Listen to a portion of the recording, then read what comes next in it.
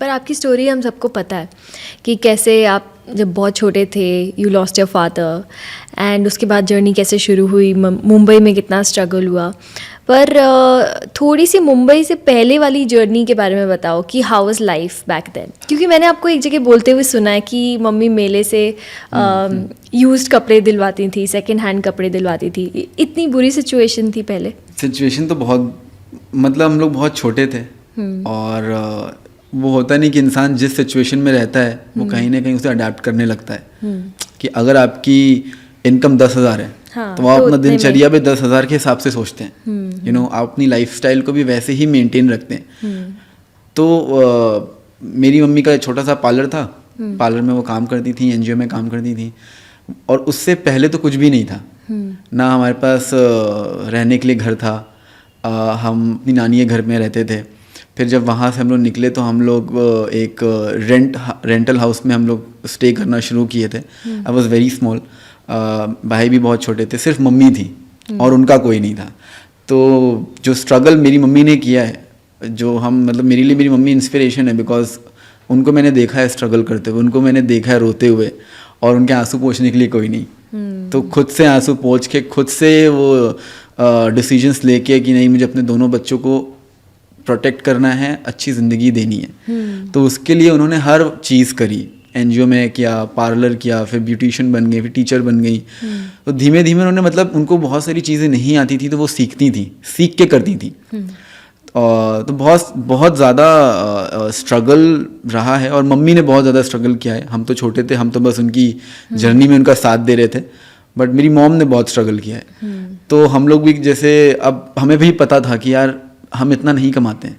मतलब जब मैं जिम्नास्टिक्स में, है ना, एक ग्रिप की जो प्राइस थी वो 2,000-4,000 की थी, जो महंगी ग्रिप, अच्छे लेदर की जो ग्रिप होती है। तो जब मैं प्रैक्टिस करता था तो मेरे हाथ फट जाते थे, ब्लिस्टर्स होते थे, खून निकलता था। तो क्योंकि मैं बिना ग्रिप के करता था तो बड़े एलिमेंट्स भी नहीं कर पाता था।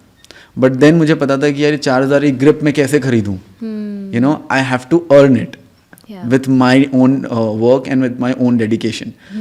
तो जो ग्रिप भी मैंने कभी खरीदी नहीं थी, वो मैंने अपनी परफॉर्मेंस, अपनी जिम्नास्टिक्स की, यू नो, कॉम्पिटिशन्स खेल के, एक यू नो बाहर के कोच थे, उनको मेरी परफॉर्मेंस बहुत अच्छी लगी। He called me and he gifted me a grip.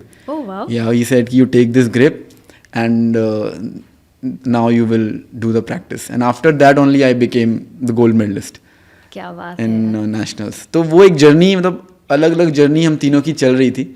But yes, जो मेली वाली आपने बात करी, सो डेफिनेटली हम लोग कहीं पे भी जाते थे तो हमें पता था कि हमारी सिचुएशन क्या है, और हमें पता था कि हमारी मम्मी मेहनत करती हैं, सब करती हैं, और 3 टाइम का खाना हमें अच्छे से, यू नो, खिलाने के लिए बहुत मेहनत कर रही हैं। कभी कभार ऐसा होता था कि हम लोग नॉर्मल खाना नहीं होता, दही चावल, या आज भी मतलब नमक चावल जो होता है, नमक चावल में पानी डाल के मम्मी बहुत अच्छा बनाती हैं, पता नहीं कैसे।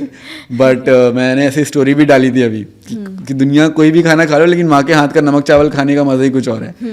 तो हम लोग ऐसे नमक चावल खा रहे, तो हमें स्टोरी याद आ गई, ये देखी मम्मी, हम लोग, ये भी वो दिन थे जब हम ऐसा करते थे कि जब कोई चीज़ की कमी होती थी तो कैसे हम लोग वो पोर्शंस को अलग करते थे कि ताकि तीनों में बट जाए, तीनों का पेट भर जाए। सो मेले में भी जाते थे तो खिलौने होते थे, रिमोट कंट्रोल कार हो गई या फिर कुछ ऐसी चीज़ें हो गई। तो हम लोग खुद देख के ऐसे हो जाते थे कि यार नहीं, क्या करूँगा मैं रिमोट कंट्रोल कार का, या फिर क्या ही करूँगा मैं, चलाऊँगा, मुझे वो करना नहीं है। अभी चीज़ वैसी है ही नहीं, मुझे प्रैक्टिस करना है, मेहनत करनी है, अपनी ज़िंदगी को अच्छा बनाना है, अपनी मम्मी को एक अच्छी ज़िंदगी देनी है।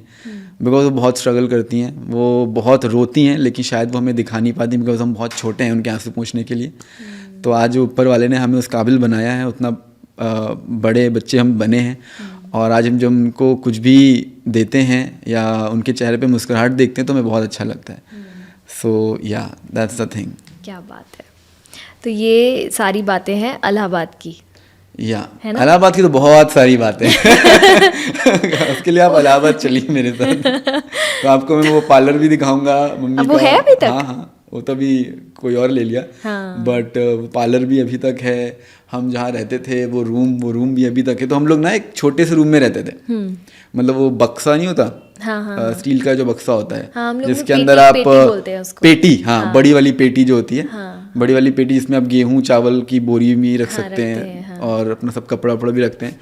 तो वो पेटी हमारा बेड था। हम उस पेटी को अपना बेड बना के वहाँ पे सोते थे और उसी रूम में एक छोटे से गैस में हमारा किचन भी था।